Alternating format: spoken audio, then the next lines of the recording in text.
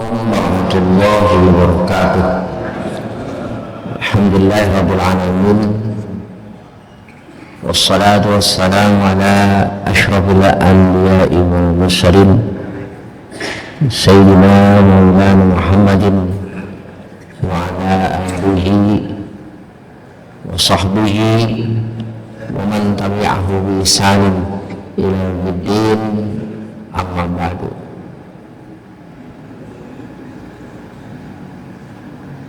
Para jemaah yang dirahmati Allah Subhanahu wa taala, pagi ini saya sampaikan bab 292 yang akan menguraikan tentang babu tahrimi tasabbuhir rijal bin nisa, bab keharaman laki-laki menyerupai perempuan, begitupun tasabbuhun nisa birijal, perempuan menyerupai laki-laki baik dalam pakaian maupun gerak-gerik. Ini perlu kita ketahui, hadis ini terutama di masa sekarang kita banyak melihat perempuan yang menyerupai laki-laki, sebaliknya laki-laki menyerupai perempuan, ya, sehingga agak miris juga gitu ya. Para hadirin rahimahullah, ada beberapa hadis yang menguraikan tentang keharaman laki-laki menyerupai perempuan atau sebaliknya. Di antaranya dari Ibnu Abbas radhiyallahu anhu qala la'ana Rasulullah sallallahu alaihi wasallam al-munakhkhina wa khannasina min ar-rijal wal mutarajjilati min an-nisa.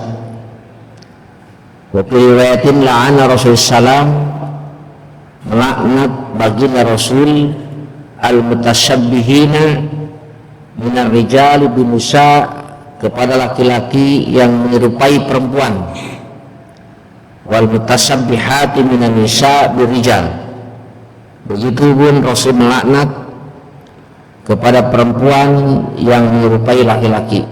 Hadis riwayat Bukhari. Nah, para hadirin rahimahullah, ini perlu diketahui bahwasanya dalam hadis ini baginda Nabi Muhammad SAW la'ana itu melaknat. Kalau ada kalimat la'ana, melaknat, para ulama melahirkan satu ketetapan hukum termasuk ke dalam perbuatan dosa. Jadi kelakuan itu dosa. Dosanya bukan dosa kecil, tapi dosa besar. Ya. Kalau dalam hadis ada redaksi la'ana, itu mengindikasikan bahwasanya yang dilaknat itu adalah perbuatan dosa besar. Jadi dengan demikian, ya, hukum menyerupai laki-laki kepada perempuan atau sebaliknya itu termasuk perbuatan yang haram dan termasuk juga kepada dosa besar. Nah, kenapa demikian? Karena laki-laki menyerupai perempuan, perempuan menyerupai laki-laki, itu yakhruju nafsahu anil fitrah wat tabi'ah.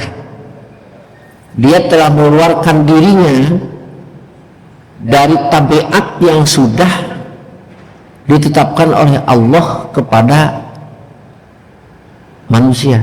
Kita ini oleh Allah sudah disetting menjadi laki-laki, ya harus jalani itu tugas sebagai laki-laki. Begitupun seorang perempuan, ketika sudah diciptakan oleh Allah sejak lahir berjenis kelamin perempuan, ya lakukanlah segala hal-hal yang berhubungan dengan tabiat perempuan. Nah, para hadirin rahimakumullah, Apa saja yang tidak boleh diserupai? Yang pertama adalah pilih harokat, dalam gerak. Jadi jalannya, ya, itu suaranya, pakaiannya jangan menyerupai. Yang banyak terjadi adalah dalam segi pakaian. Ya. Laki-laki berpakaian lumrahnya umumnya seperti ini. Nah, kalau ada perempuan menyerupai, itu sudah termasuk tasabuh. Ya, misal saya sekarang pakai gini, pakai sarung begini, pakai peci, ada laki perempuan menggunakan yang seperti ini, itu tasabuh namanya. Begitupun laki-laki sekarang menggunakan pakaian yang khusus dipakai perempuan, misalnya mukena, itu kan khusus untuk perempuan, daster khusus untuk perempuan, rok khusus untuk perempuan, kerudung khusus untuk perempuan. Sekalipun canda tidak boleh, apalagi kalau hanya sekedar dipakai untuk mencari keuntungan, ya jadi bahan tertawaan orang. Ya, coba lihat ketika 17 Agustusan, berapa banyak orang yang menyerupai, laki-laki menyerupai perempuan. Jadi ibu hamil lah, pakai daster, pakai rok, termasuk juga pakai apa? Pakai aksesoris, anting, itu khusus siapa? Perempuan. Ya, itu termasuk apa? Termasuk tasabuh. Anting itu perempuan. Nggak ada laki-laki yang pakai anting. Tapi ketika laki-laki menggunakan anting, itu sudah tasabuh. Ya. Para hadirin rahimakumullah. Kemudian apa lagi? Kata-kata. Ya, laki-laki nih kata perempuan, assalamualaikum. Ini contoh ya, contoh. Saya mudah-mudahan jangan sampai terlalu. Ini contoh. Lawak-lawak ataupun siapa saja. Ya. Termasuk kalau mau balik gitu, menirukan suara perempuan. Ya. Para hadirin rahimakumullah, ini yang perlu diketahui bersama, termasuk dosa besar. Ya. Nah, oleh karena itu ini perlu diwaspadai. Pensarah kitab Riyadhus Shalihin ini namanya Dr. Mustafa Bugo, memberikan satu komentar yang cukup mengejutkan bagi saya. Saya bacakan ya. Wa ma narahu al-yawm min italati syu'uri rijal wa labsi biki min al-albisah wa taqlidi nisa'i fi zinatihinna wa ahdiyatihinna wa qalamihinna wa ma yajri bi nisa'i wa taqsiri syu'urihinna wa taqlidi rijali fi albisihinna takhannasa wa tashabbaha yundaru bil khat yuhaddidu imam li'annahu khurujun an sunan fitrah. Kata beliau, apa yang kita saksikan hari ini min italati syu'uri rijal, laki-laki memanjangkan rambutnya. Ya, ini komentar beliau. Apalagi walad siddiq minal albisah, laki-laki menggunakan pakaian yang ketat seperti senam lah, olahraga dan sebagainya, bersepeda. Wa taqlidi nisa fi zinatihinna, mengikuti perempuan dalam aksesoris, sepatu. Ya. Wa ma yajri minan nisa min taksir surihinna, begitupun perempuan mencepak rambutnya. Ya, mengikuti laki-laki dalam berpakaian. Tashabbaha, itu termasuk ke dalam tasabuh, menyerupai.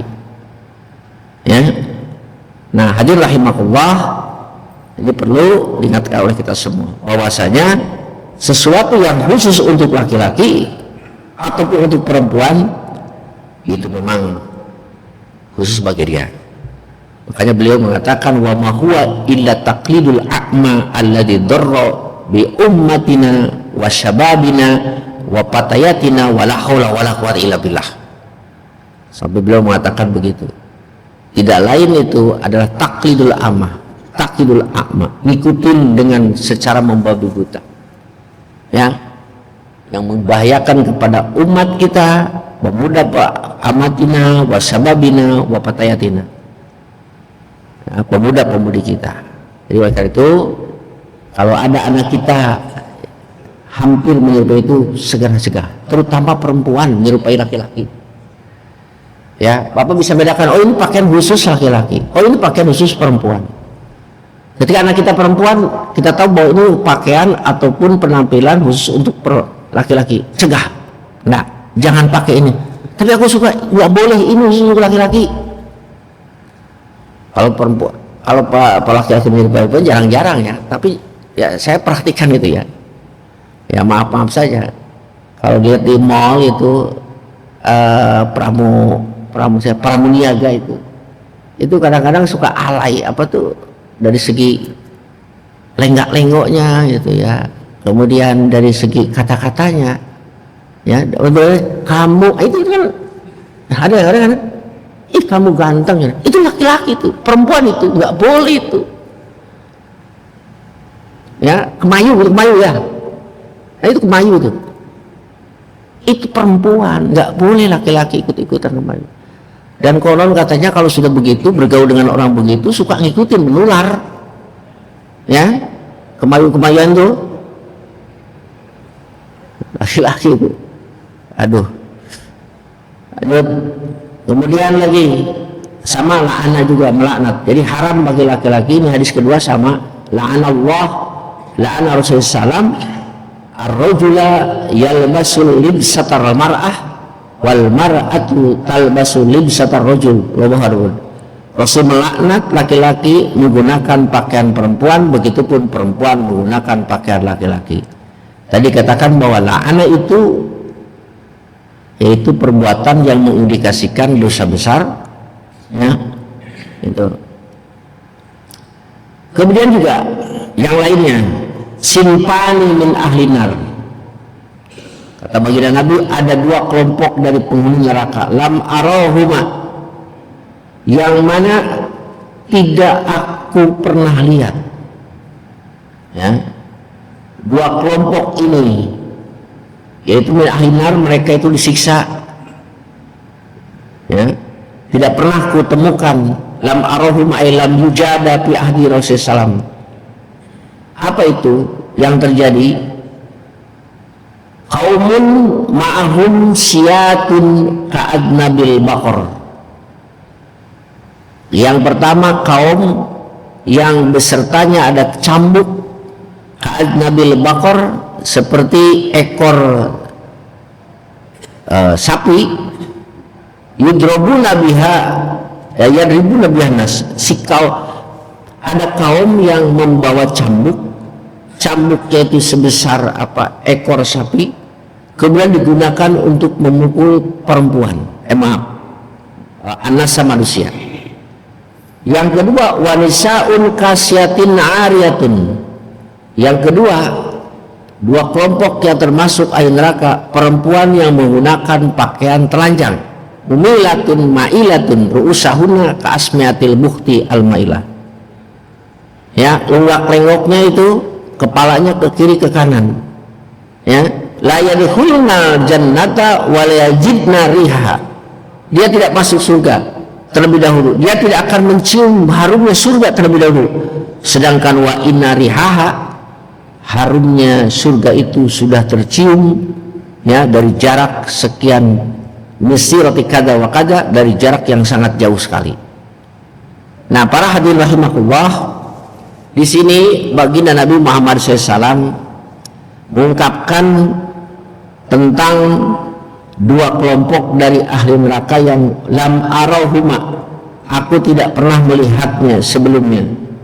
Siapa itu? Qaumun ma'hum siyatun ka'adnabil baqar yadribuna bihan nisa. Suatu kaum atau suatu kelompok ya, gitu. Mereka ini orang yang memukul orang lain dengan menggunakan senjata ataupun ya, baik senjata tajam ya. Ini kaum pertama. Artinya yang pertama ini orang yang suka berbuat zalim Ya, yadribuna bihan nas, orang yang berbuat zalim menyakiti orang dengan perbuatan maupun dengan apa? Dengan kata-kata. Kalau sekarang bukan hanya perbuatan, ya, nambah lagi, bukan lisan, nambah lagi apa? Tulisan. Ya, hati-hati Bapak sekalian. Ini sudah anget-anget tahun politik. Ya, saya hanya sekedar curhat kepada Bapak sekalian. Jangan sampai kemirisan tahun yang lalu, 5 tahun yang lalu sekarang terbukti lagi. Ya, di grup, pada grupnya grup jamaah masjid. Tapi hobinya, ini saya juga punya grup jamaah masjid A. Grup jamaahnya itu, jamaahnya itu tiap hari selalu nge-share video-video yang isinya menyudutkan si A sebagai capres, si B, si C. Ya, apa untungnya sih? Ya, apa untungnya? Nggak ada untungnya sama sekali. Yang yakin ruginya pasti. Andai kata berita itu dipercaya, disebarkan kepada orang lain, dan orang lain percaya, kita telah menyebarkan fitnah. Dan itu kalau bertahan puluhan tahun, kita kalau meninggal dunia, kita dapat kontribusi dosa. Ya, apa untungnya? Kalaupun toh kita punya pilihan si anu, jangan menggunakan apa? Taktik potong atau belah bambu. Pilihan kita disanjung setinggi-tingginya, orang lain yang bukan pilihan kita diinjak. Kalau potong bambu kan itu. Jangan gunakan politik potong bambu katanya. Yang satu diangkat, yang satu diinjak. Ya, tenang-senang sajalah. Kalau memang kita punya pilihan, tentukan nanti pada hari H. Ya, jangan disebarkan di grup. Ini akan menjadikan apa? Termasuk ke dalam menzalimi orang lain dengan tulisan. Ya, itu. Kemudian juga sekarang lagi ramai Palestina dengan Israel.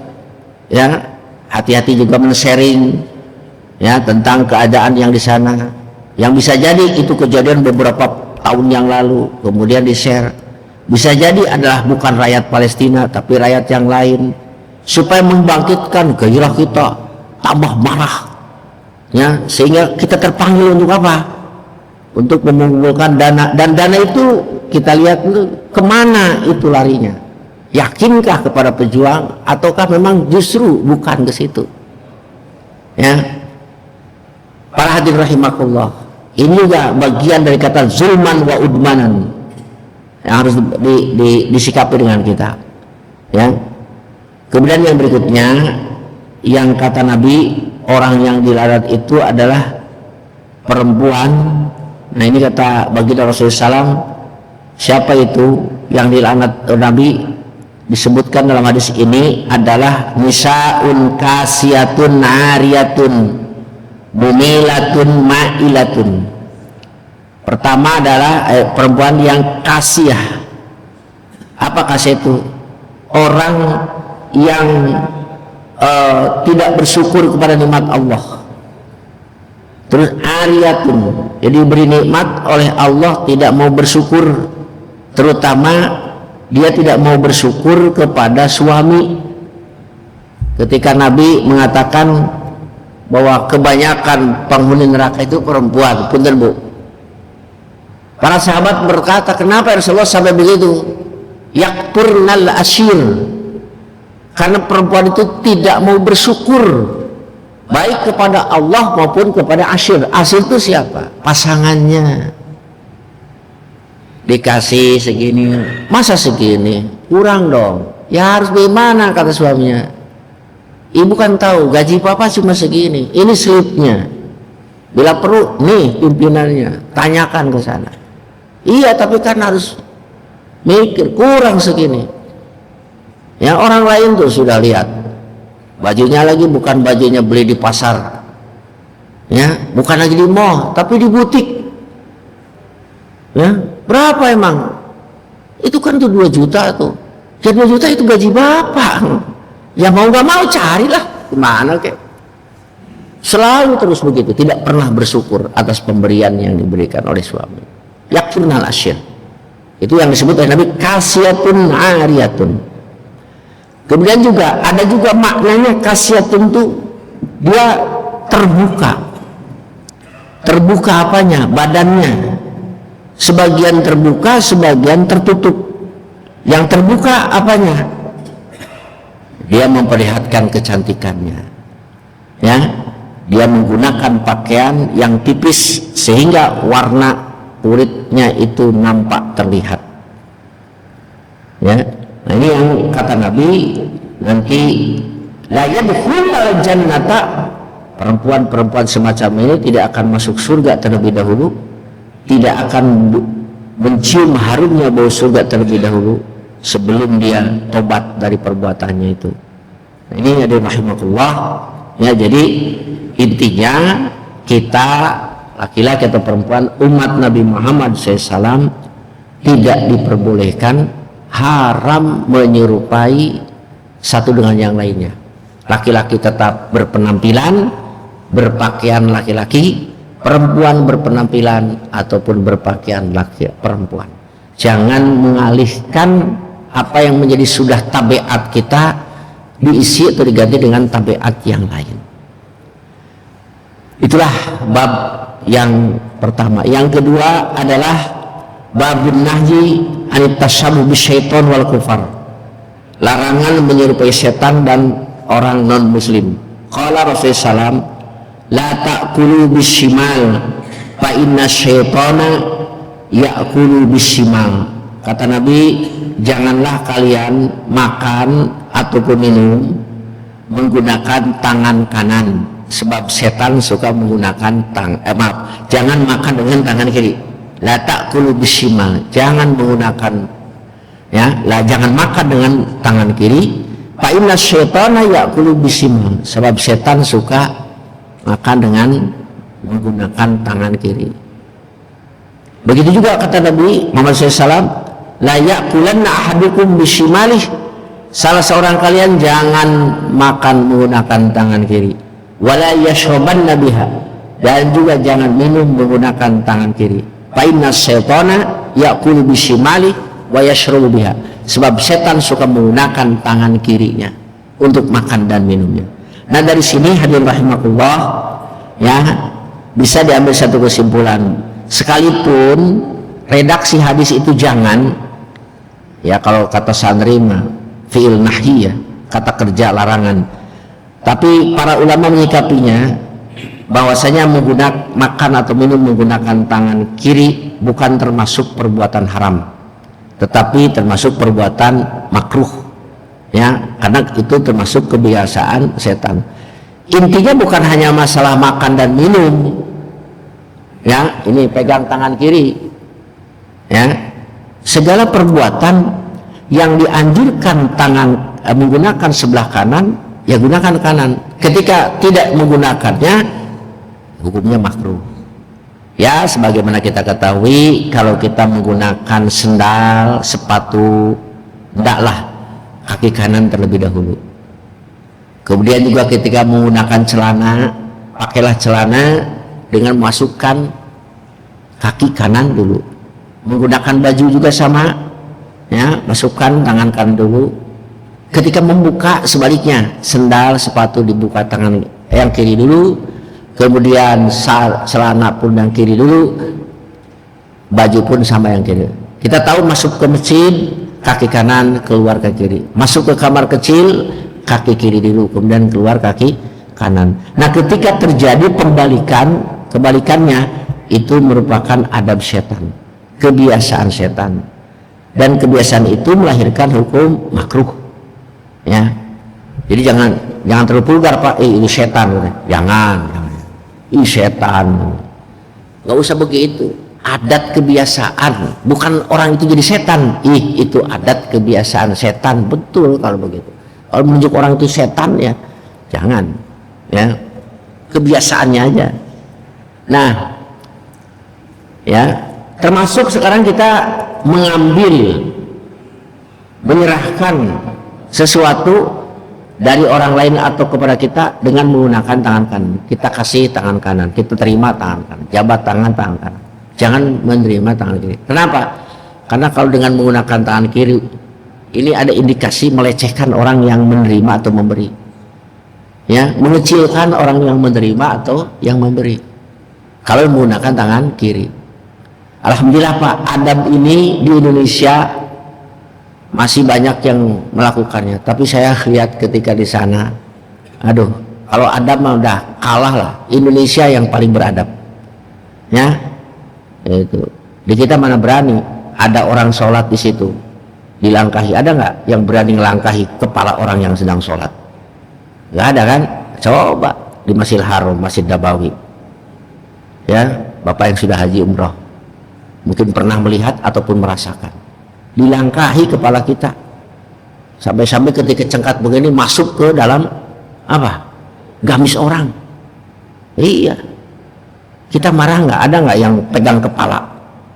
Jarang, nggak berani kita pegang kepala orang, ya, sekalipun teman akrab atau jarang, nggak berani. Kenapa? Kepala ini sangat dihargai sekali. Tapi kalau di sana, ya, haji, kepala kita tekuk kiri. Mang hati-hati itu lempang teh parang apa lo udah ngerti ada bahasa Sunda mah, marum orang India, orang Bangladesh, orang Arab juga sama. Tapi kalau adab kita ini masya Allah luar biasa. Indonesia ini orang yang sangat beradab, ya. Hadirin rahimakumullah. Kemudian berikutnya dari Abu Hurairah anna Rasulullah SAW, innal yahuda wan nasara la yasbihu fakhalifu, ya. Nah ini Rasulullah SAW. Yang kedua adalah larangan menyerupai, menyerupai Yahudi Nasrani. Rasulullah SAW bersabda, innal yahud wan nasara la yasbihu, sesungguhnya orang Yahudi Nasrani tidak suka menyemir rambutnya. Oleh itu fakhalifuhu, menyalahilah kepada mereka. Nah maksudnya di sini la yasbihu itu menyemir janggut, menyemir rambut yang berwarna putih. Jadi kalau rambut kita berwarna putih, semirlah, ya. Itu kata baginda Nabi, wakhalifu, menyalahilah orang mereka itu siapa? Non muslim. Kenapa? Karena mereka tidak suka menyemir. Kalau kita semir warnanya yaitu warna merah ataupun kuning. Kalau warna hitam jelas nggak boleh Pak disemir menggunakan warna hitam. Nah kenapa tidak boleh menyemir dengan warna hitam? Karena menyemir dengan warna hitam itu sudah jelas kelihatan mengkelabui warna aslinya, ya. Dengan itu nggak boleh. Tapi kalau menyemir dengan warna apa? Warna merah ataupun warna kuning, pasti itu rambut bukan asli, gitu kan? Itu bukan asli. Ini Bapak sekalian yang sekarang sudah mulai, termasuk saya, meninggalkan dunia hitam, ya, masuk ke dalam dunia putih. Ya, putihnya itu jangan dikelabui, ditutupi dengan disemir menggunakan warna pikok, warna hitam. Itu tidak boleh. Baiknya, anjurannya disemir ataupun dibikok menggunakan warna yang merah. Tapi kita kadang-kadang karena ketidaktahuan orang suka nyinyir, kiai rambutnya dimerahin kayak metal aja, itu ngapain nih? Nah kan kayak gitu kan, karena tidak tahu masa rambut disemir warna merah. Itu kiai ada Habib, ininya warnanya merah, ini merah. Kita nggak tahu janggutnya dimerahin, ya, dicibir. Ente yang salah, bukan Habib ataupun bukan Syekh yang menyemir rambutnya atau janggutnya dengan warna merah atau kuning. Itu memang sunahnya begitu, tapi kan nggak pantas. Nah gitu kan, ya. Nggak kelihatan matching, nggak kelihatan muda katanya, ya. Termasuk saya di sini nggak berani sekarang karena nggak tahu lah. Pakai celak mata. Kalau di pesantren dulu setiap hari Jumat itu para santri termasuk guru saya juga pakai celak mata hitam, wah karasen. Tapi kalau sekarang di sini pakai celak mata jadi bahan guncingan kan. Ini sini ustad nyerupai perempuan matanya pakai celak, Nah ini karena tidak tahu kita. Justru sunnahnya laki-laki pakai celak mata. Di sini saya ditemin begitu Pak. Saya salut tuh dengan Kiai Ja'far Shadiq, istiqomah dia, pimpinan Pondok Pesantren Muhajirin yang mau ke Tol Barat. Ya selalu pakai celak mata, ya ceramah mana terus ini. Ya memangnya sudah begitu. Makanya dari situlah ya harus banyak ngopi itu banyak ngobrol sini aja, banyak diskusi tentang keagamaan sehingga kita tidak mudah itu menyinyir ataupun mengomentari orang yang mungkin sepintas menurut dia adalah tidak baik. Tapi tetap kalau kita lihat secara diniyah atau agama, bahwasanya menggunakan cat rambut berwarna merah ataupun kuning itu justru yang dianjurkan ketika kita beruban, ya bukan dengan warna hitam. Sekalipun iklannya Pak menggiurkan, itu banyak iklan-iklan di medsos, ya sekali pakai langsung hitam untuk sekian waktu yang lama, ya. Nah itu barangkali ada 2 bab yang saya sampaikan. Nanti insya Allah ya ada lanjutannya, menggunakan semir berwarna lain, warna hadis yang lain yang berhubungan dengan keharaman-keharaman. Assalamualaikum warahmatullahi wabarakatuh. Waalaikumsalam warahmatullahi wabarakatuh.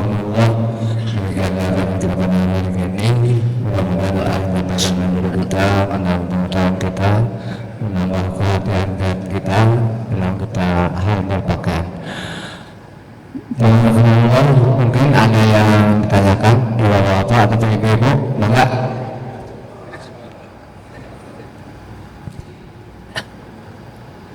Ibu, yang ditanyakan?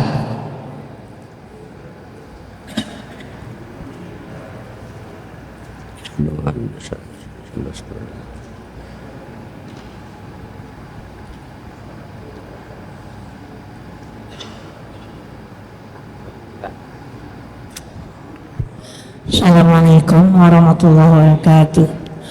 Waalaikumsalam. Mengenai pakaian yang tadi dibahas, saya ingin menanyakan, para Habib kan juga memakai gamis ya Pak ya, istilahnya itu bagaimana dengan, apakah sama dengan wanita juga memakai gamis seperti itu? Yang kedua, wanita memakai separuh pakaiannya, di bawahnya celana panjang, terus memakai kaos kaki dan memakai blus yang menutupi sampai di paha atau di bawah di lutut. Itu kira-kira apakah masih menyerupai laki-laki atau dibolehkan atau gimana Pak? Demikian. Assalamualaikum warahmatullahi wabarakatuh. Ya, kita lihat para Habib atau juga orang-orang Timur Tengah menggunakan gamis. Jelas itu gamisnya beda tipenya, sangat beda. Laki-laki patah gamisnya seperti itu, perempuan gamisnya seperti itu. Kalau laki-laki rata-rata gamisnya itu polos, hampir semua polos, paling ada dikit-dikit ya garis-garis kayaknya. Kalau perempuan kan dari corak, ada yang pakai bunga, ini pakai ini, pakai ini. Kita sudah maklum, oh ini untuk laki-laki, ini untuk perempuan. Itu jelas, bukan menyerupai itu. Ya, sekalipun disebutnya gamis juga, tapi dari segi model itu sangat berbeda. Nah begitu juga sekarang perempuan menggunakan celana yang di bawah lutut. Ya, itu ada yang disebut legging. Ya, legging. Oh ini untuk perempuan, legging. Celana dalemannya untuk perempuan. Kalau ini untuk laki-laki, saya juga pakai daleman ini, celana sirwal. Ini untuk laki-laki nih, bisa dimaklumi ini. Kalau untuk perempuan ya perempuan. Nah, kalau sekiranya pakaian itu ya termasuk ke dalam, oh ini untuk all, nah itu all ya, bisa dipakai laki-laki perempuan, nah itu jangan. Kalau untuk pakai laki-laki bisa dipakai laki-laki, bisa dipakai perempuan, itu jangan. Ya, kaos misalnya. Nggak tahu kan kalau kaos perempuan itu di sini ada pernak-pernik gitu, itu untuk perempuan. Dan juga di mall dibedain, ini kaos untuk laki-laki, ini kaos perempuan. Ketika saya Pak, ini untuk ini perempuan, ini untuk laki-laki, itu di situ sudah jelas khususan untuk laki-laki. Ada kebiasaan di rumah, di tempat baju, galeri dan sebagainya, itu di situ sudah ada ini untuk perempuan, untuk laki-laki. Nah itu ya, jadi yang bisa membedakan adat kebiasaan bahwa ini untuk laki-laki, untuk perempuan. Itu ada lagi enggak? Jadi bapak-bapak enggak.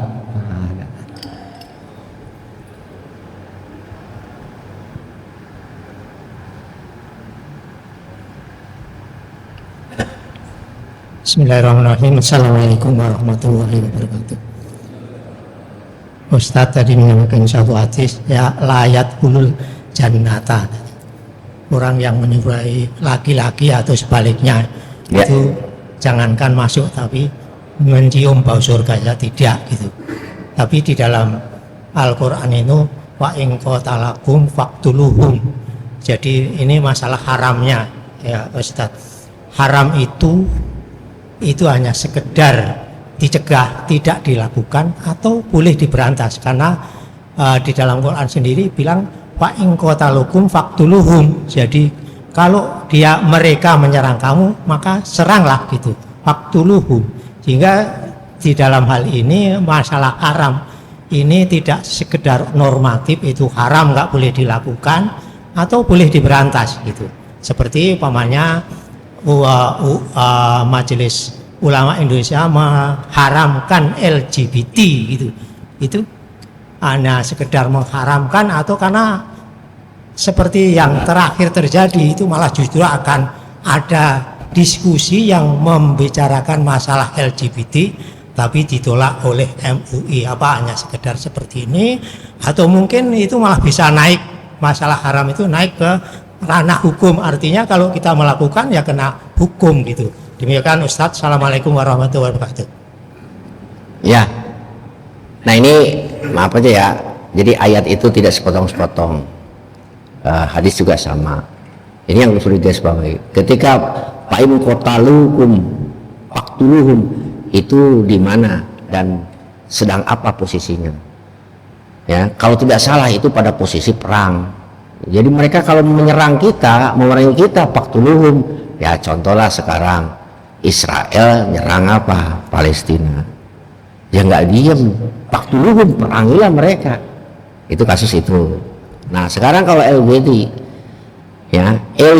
itu ya, agama sudah jelas bahwasanya berhubungan dengan lawan jenis itu atau laki-laki dengan laki-laki itu kan sudah terjelas, termasuk ke dalam perbuatan yang diharamkan sejak zaman Nabi Lut alaihissalam.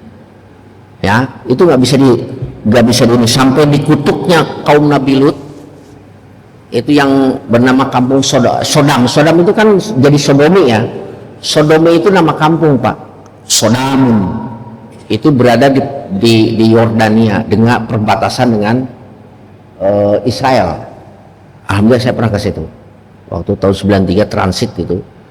Itu kampung Sodam itu ya, penduduknya melakukan liwat itu dalam bahasa Arab itu memasukkan kelamin laki-laki kepada anus, itu yang disebut dengan liwatun. Hukumnya sama dengan zina, itu sudah sepakat ya, sudah diharamkan dalam agama. Nah kemudian kalau ada orang melakukannya perbuatan tersebut ya, secara agama sudah jelas. Nah sekarang pemerintah mau mengadakan aturannya seperti apa? MUI juga sudah mengatakan haram. Kalau MUI sudah mengatakan haram, terus lagi NU juga sama, pastilah menyatakan haram ya. Tinggal sekarang pemerintah mau diapakan orang yang seperti itu di Indonesia ini ya, mau menerapkan sebagaimana hukum di Arab Saudi misalnya, orang yang berzina itu ketangkap langsung dihukum mati dengan dirajam atau tidak, kembali kepada peraturan pemerintah ya. Gitu. Kita semua pasti menolak bahwa LGBT itu adalah, sekalipun ini hak asasi, bukan hak asasi itu bukan hak asasi. Karena hak asasi itu laki-laki dengan perempuan, perempuan dengan nikah dengan laki-laki, itu baru hak asasi. Tidak boleh kalau laki-laki dengan laki-laki, perempuan dengan perempuan, itu bukan hak asasi, melanggar hak asasi ya. Lagi gitu, kalau masalah ranah hukum, pemerintah yang mengurusinya. Namun ketika orang itu melakukan tersebut, perbuatan itu, kita tidak boleh menghukumi, karena yang berhak menghukum itu siapa? Aparat pemerintah ya. Kita hanya mencegah nahil munkar aja, jangan dilakukan ya. Yang punya kewenangan untuk memutuskan hukum adalah pemerintah. Yang mudah-mudahan aja ya, jangan sampai kita ini. Saya dulu pernah Pak nambah, Profesor Dr. Mahfud MD ketika dia menjadi MK, ketua MK, itu kurang apa besarnya desakan mengganti kalimat Undang-Undang Nomor 1 Tahun 74 tentang definisi pernikahan. Di situ pengen diganti oleh mereka, pernikahan adalah ikatan manusia. Nah, kalimat pada aslinya pernikahan adalah ikatan suami istri. Kalau suami istri berarti laki-laki dan perempuan. Mereka berusaha, kata Pak Mahfud MD, ingin mengganti kalimat suami istri dengan manusia. Kalau itu dilegalkan, ikatan manusia, maka sudah berkembanglah di kita LGBT. Karena undang-undangnya sudah disahkan oleh MK. Untung beliau orang agamis. Wah, disogok kiri kanan, bukan lagi uang puluhan ratusan juta, miliaran, agar diketuk palu itu kalimat yang cuma 2 kata diganti 1 kata, dan itu bisa menghancurkan bangsa. Nah, sekarang tinggal DPR-nya saja, mau gimana DPR-nya ya, itu bikin peraturan undang-undang yang bisa mencegah atau tidak gitu. Ya itulah di kita katanya, ketika pengakuan mereka itu mau bikin partai, mau bikin aturan undang-undang, gimana ketua partainya yang mengetuk palunya, walaupun anggota dewannya itu dari anggota. Bagaimana itu Pak, mudah-mudahan saya tidak menyimpang jawaban saya ini. Cukup lagi Apa lagi ya, mungkin ya. Saya Allah demikianlah hari kita pada pagi ini, mudah-mudahan menambah kita, menangkan iman kita, dan melangkah kita punya akhlak Islam, nilai Islam, sampai kita dapat melakukan dengan sebaik-baiknya. Mari sama-sama kita akhiri dengan sama-sama kita membaca Al-Quran Majlis. Subhanakallahumma wa bihamdika asyhadu an la ilaha illa anta astaghfiruka wa atubu ilaik. Alhamdulillahirabbil alamin. Terima kasih. Assalamualaikum warahmatullahi wabarakatuh.